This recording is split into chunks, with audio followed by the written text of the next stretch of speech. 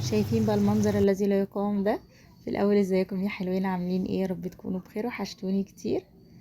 هنعمل بقى النهارده مع بعض سجق. يا جماعه بجد والله، هو الشتا عايز مننا ايه؟ احنا تقريبا ما بنعملش حاجات طول الشتا غير ان احنا بناكل.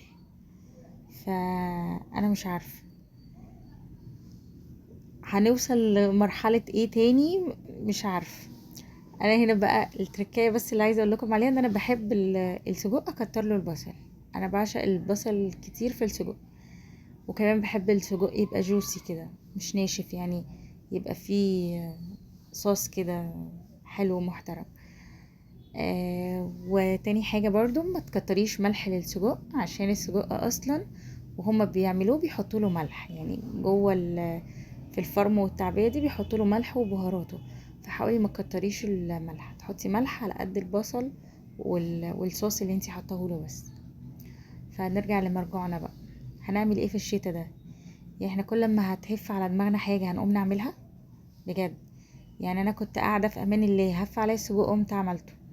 فاحنا نفضل ناكل ناكل وندعي ربنا نخس، صح؟ ده الامل الوحيد طول الشتاء، يعني ان احنا ناكل وندعي ربنا ان احنا نخس. شايفين بقى شكله بس يفتح